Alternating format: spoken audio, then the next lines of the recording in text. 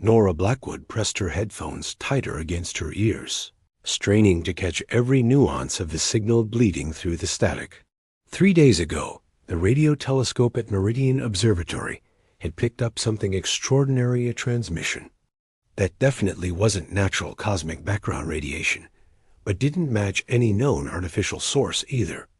Still nothing from the classification algorithms? Asked her research partner, Ben Torres, sliding a cup of coffee across her cluttered desk.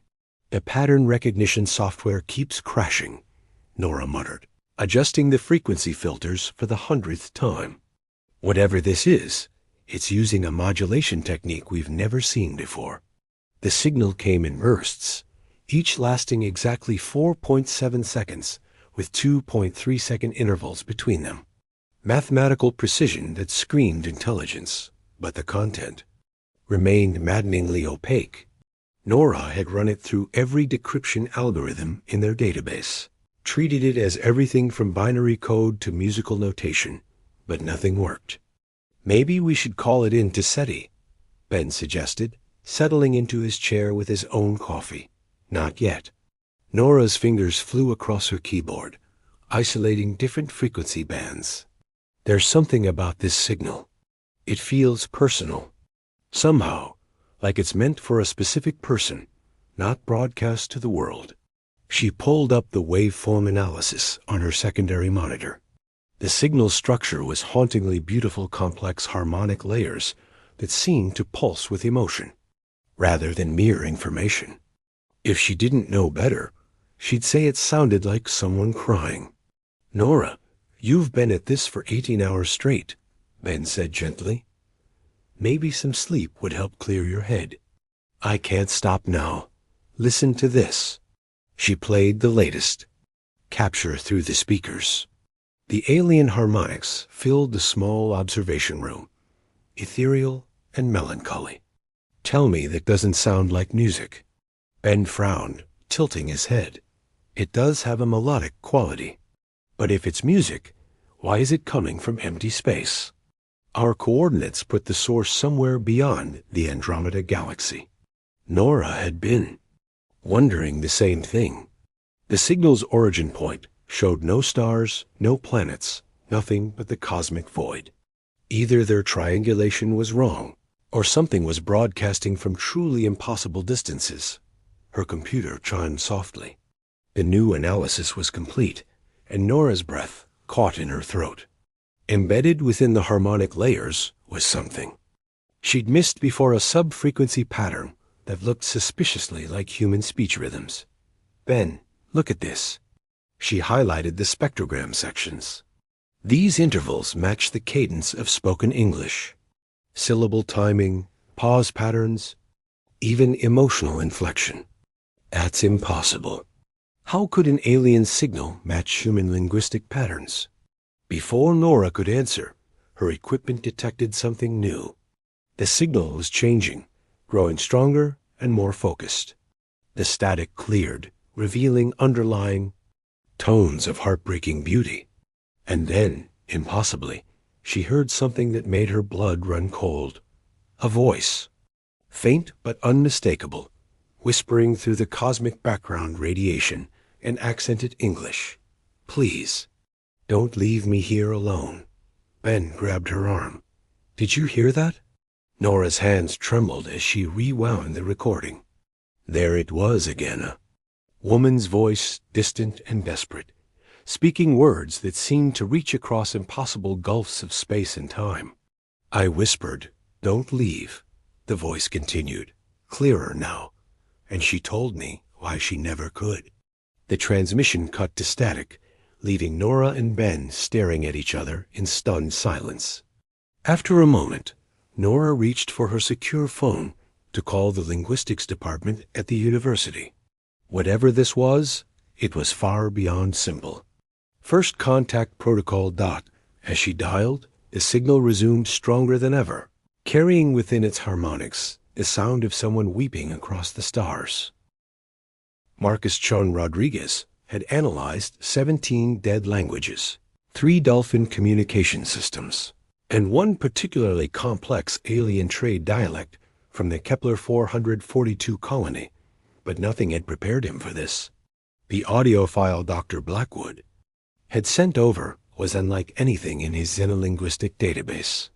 "Play it again, Felix," he instructed his eye assistant, leaning back in his ergonomic chair. The university's linguistics lab was quiet at 2 a.m. Just him and the soft hum of processing units working through the night. The haunting voice filled his office again. I whispered, "Don't leave," and she told me why she never could. "Felix, run a comparative analysis against all Earth languages from the past 5 centuries. Focus on pronunciation patterns, stress markers, and emotional undertones." Processing. Dr. Chun Rodriguez. Initial results suggest the speaker is using contemporary English with unusual temporal markers in the verb structures. Marcus frowned. Temporal markers? The grammatical construction implies future perfect tense, but spoken as if describing past events from a future perspective.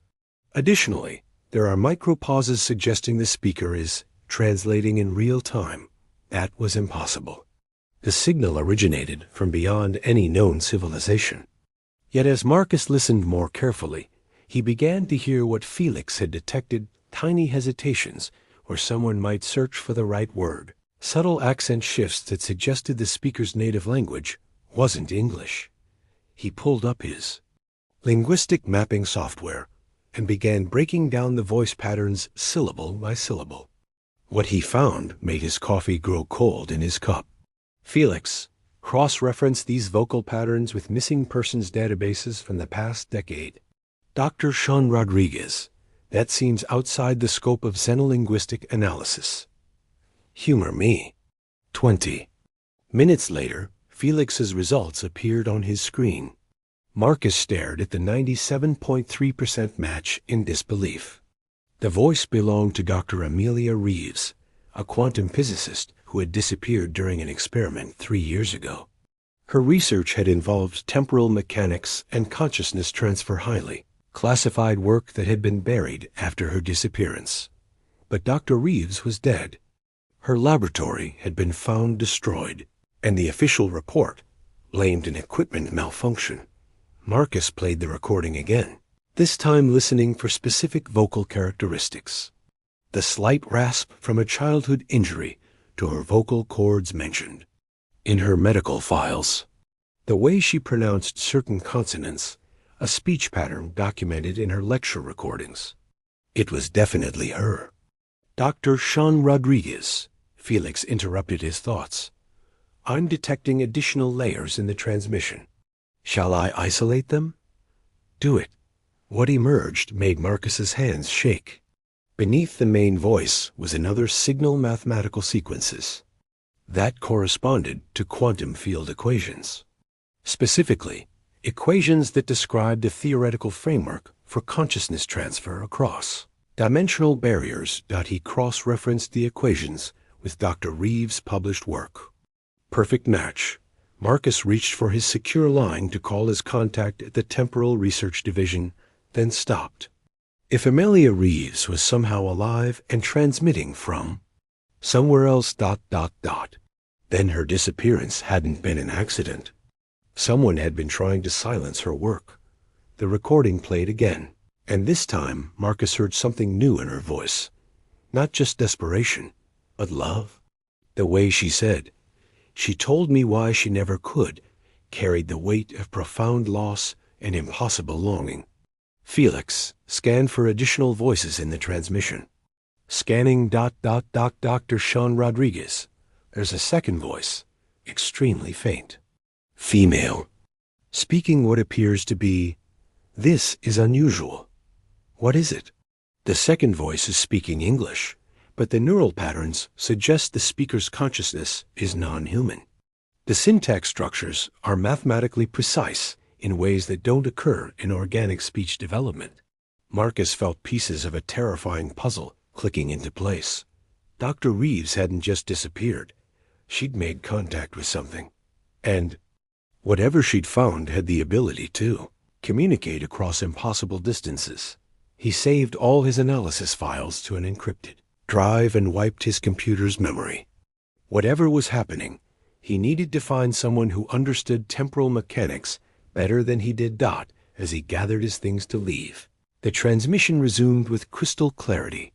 The barrier between worlds is breaking down. I can't hold it much longer. Please, if anyone is listening, find Zahra al-Rashid. Tell her the Alexandria Protocol worked. Tell her I'm sorry I couldn't come back. Marcus ran for the door. Zahra al-Rashid stood in the ruins of the Alexandria Research Facility, her quantum archaeological scanner painting ghostly blue holograms over the destroyed laboratory. 3 years since the explosion, and the temporal echoes were still screaming. Dr. al-Rashid? The young man behind her looked nervous, clutching a datapad like a lifeline. Dr. Chan Rodriguez said this was urgent, but I don't understand why you needed to come here personally. Zahra adjusted her scanner's temporal sensitivity, watching as phantom images of the past flickered through the empty space. Because, Thomas, some secrets can only be found where they were buried. She'd known Amelia Reeves, brilliant, reckless, and completely obsessed with proving that consciousness could exist independently of linear time. When Amelia's experiment had failed, Zahra had been the one to examine the quantum residue. The official report claimed equipment malfunction, but Zahra's readings had shown something far more disturbing. The explosion hadn't destroyed Amelia. It had scattered her across multiple temporal dimensions. There, Zahra whispered, pointing to a shimmering distortion near what used to be the main experimental chamber. Thomas, start recording. Full spectrum analysis. Her scanner revealed the truth she'd hidden for 3 years. The Alexandria Protocol hadn't failed. It had worked too well. Amelia had successfully transferred her consciousness into the quantum field, but without proper anchoring, she'd become unstuck in time. Dr. al-Rashid, the readings are incredible.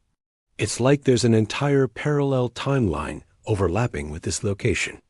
Zahra nodded grimly. Not parallel, Thomas. Convergent. Dr. Reeves found a way to communicate backward through time, but every transmission creates a temporal loop. Each time she sends a message to the past, she creates a new timeline where her experiment succeeds in a slightly different way. The scanner detected a massive temporal surge, and suddenly the ruined laboratory was filled with ghostly images, dozens of different versions of the same moment, overlapping and shifting like double-exposed photographs. Dot, in one timeline, Amelia, was alone in her laboratory, tears streaming down her face as she activated the consciousness transfer protocol. In another, she was arguing with someone whose image remained frustratingly unclear. In a third, she was embracing a figure that seemed to exist partially outside normal spacetime. She's not just broadcasting randomly, Zahra realized, her voice barely audible over the temporal static. She's trying to change something. Each transmission is an attempt to alter the past in a specific way. Thomas studied his readings with growing excitement. Dr. al-Rashid, if she can communicate backward through time, couldn't we send a message forward? Warn her about the experiment before it happens? That's the paradox, Zahra said softly. If we prevent her experiment, she never develops the ability to send these messages. We'd create a grandfather paradox that could unravel causality itself. But as she watched the overlapping timelines, Zahra began to see a pattern. In every version where Amelia succeeded in transferring her consciousness, there was another figure present, someone who existed partially outside normal time, like an anchor point between dimensions. Thomas, enhance the temporal imaging on Sector 7. The figure became clearer, and Zahra's breath caught in her throat. It was herself, or rather, a version of herself that had somehow learned to exist in quantum superposition, simultaneously present in multiple timelines. This is impossible, Thomas whispered.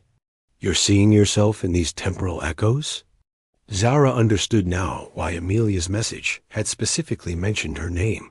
Somewhere, in some version of events, Zara had been part of the original experiment.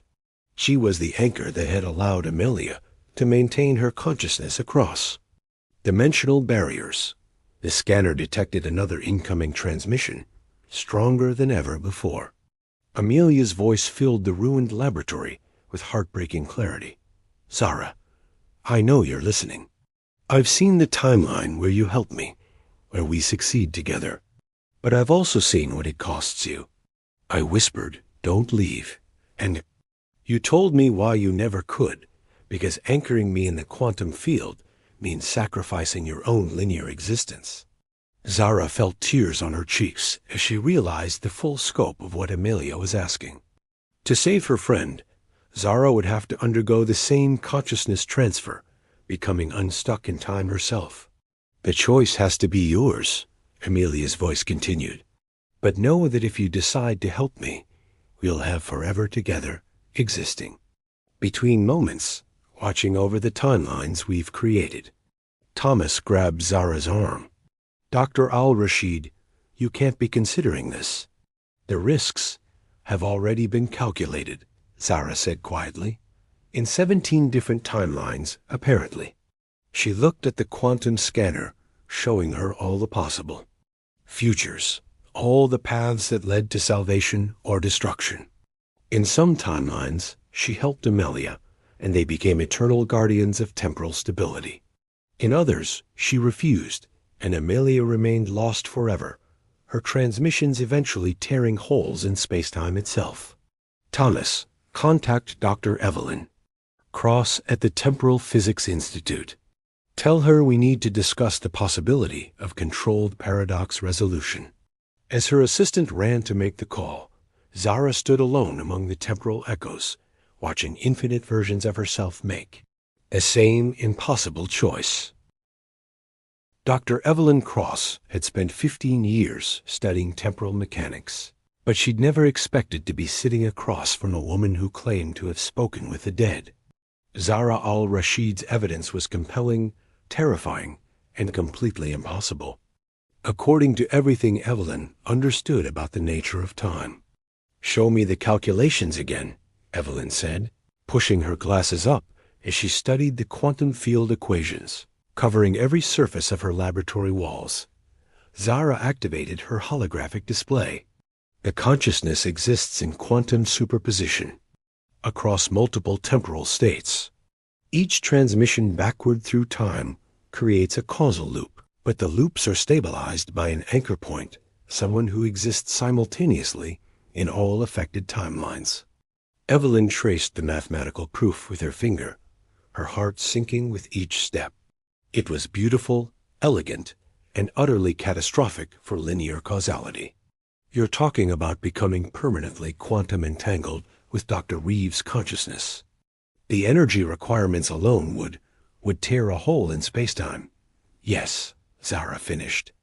Unless we use a controlled paradox resolution system to distribute the temporal stress across multiple quantum states.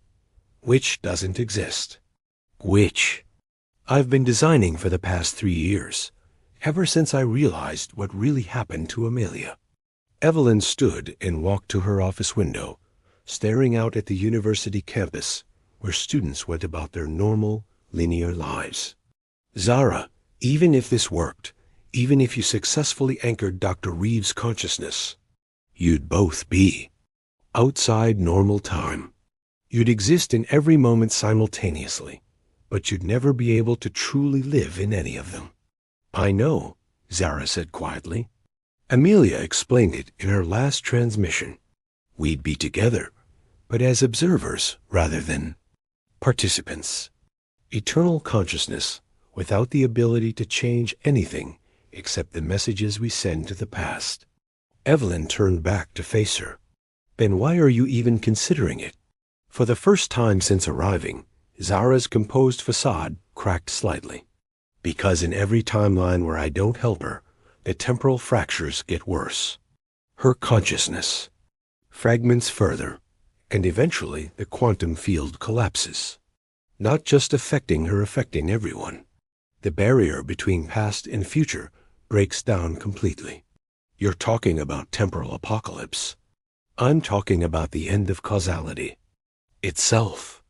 Time becomes a loop that feeds back on itself until reality collapses into a single infinite moment. Evelyn felt the weight of impossible responsibility settling on her shoulders. As the world's leading expert on temporal physics, her recommendation would determine whether they attempted this insane rescue mission or found another solution. There has to be another way, she said desperately.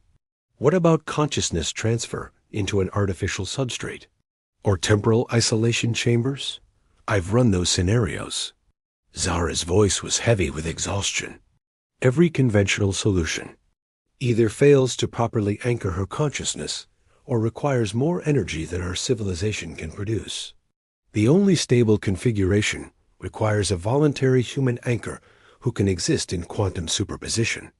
Evelyn's secure communicator chimed. She glanced at the message and felt her blood turn cold. Zara, we may be out of time for debate.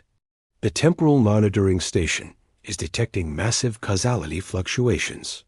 Whatever Dr. Reeves is doing, it's accelerating. They rushed Evelyn's main laboratory, where her quantum sensors were painting a terrifying picture. Temporal fractures were opening across multiple locations, places where past and future were beginning to overlap. In Tokyo, people were experiencing memories of events that hadn't happened yet.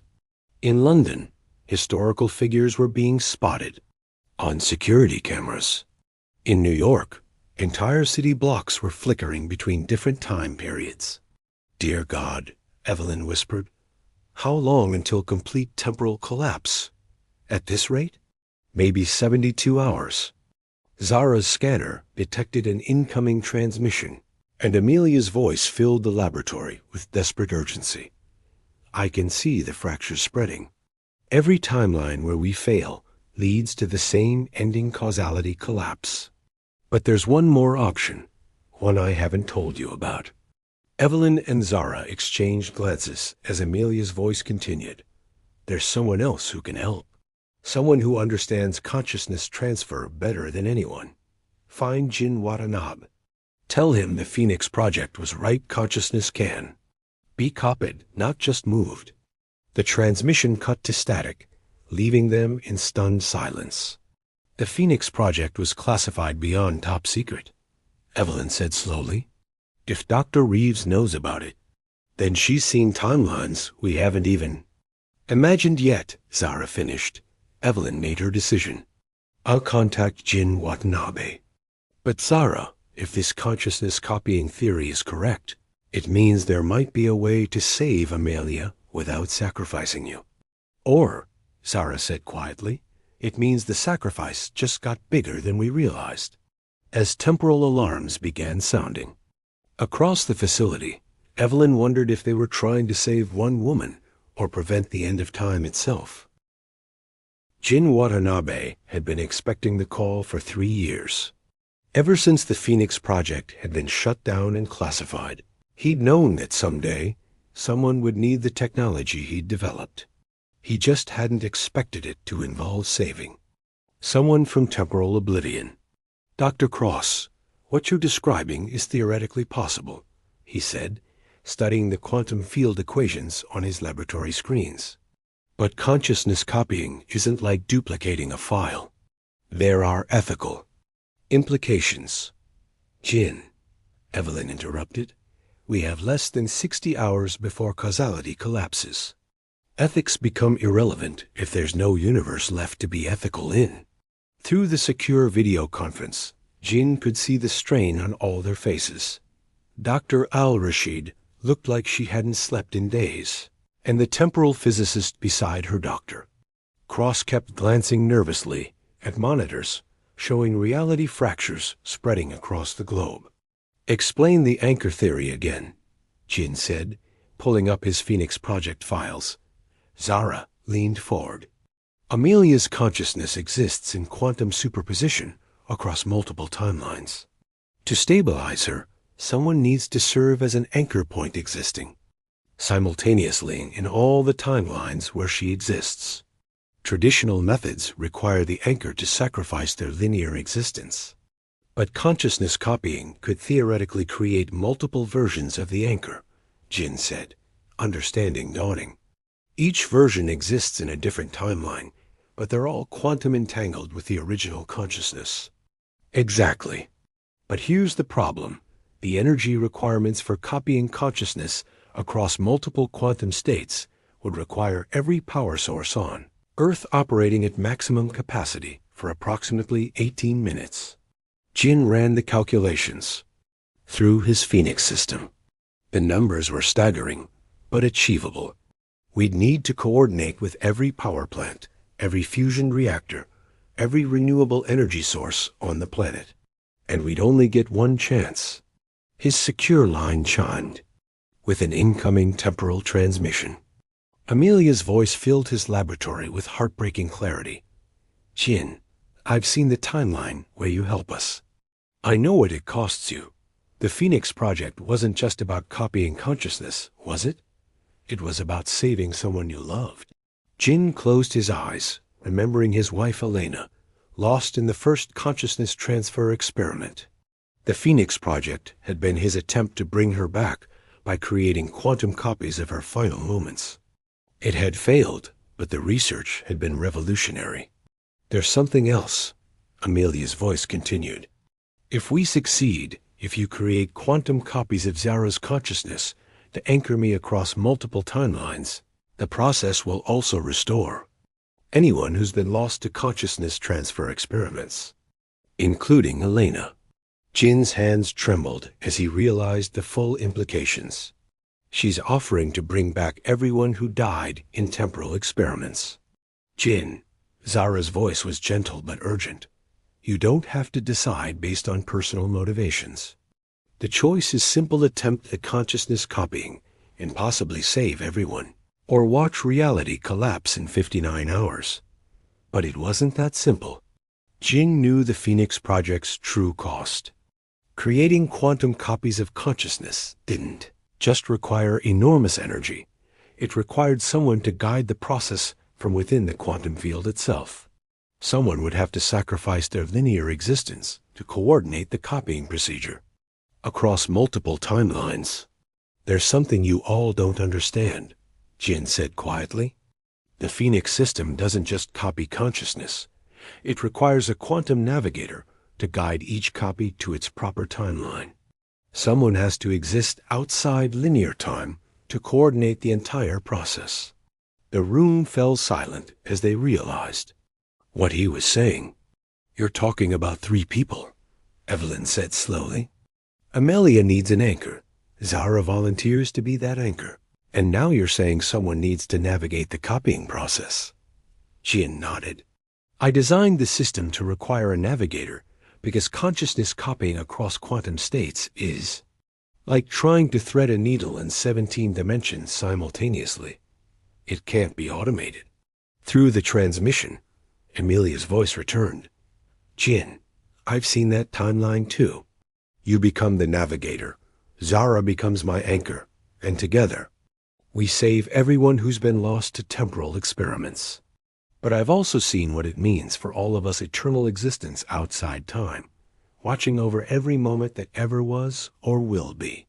Jin looked at the faces on his screen, brilliant scientists who were willing to sacrifice everything to save reality itself. He thought of Elena, lost somewhere in the quantum field, waiting for someone to bring her home. Dr. Cross, he said finally, begin coordinating with global power authorities.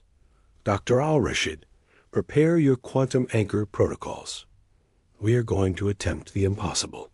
As alarms sounded worldwide and every power plant on Earth began synchronizing for the most ambitious experiment in human history, Jin whispered to the empty air. Elena, I whispered, don't leave. And now I finally understand why you never could. Some choices transcend time itself. The Phoenix Project, designed to resurrect the dead, would instead become humanity's last hope to preserve the living. In 47 hours, 3 scientists would sacrifice their linear existence to become eternal guardians of time, ensuring that love could transcend even the boundaries between worlds.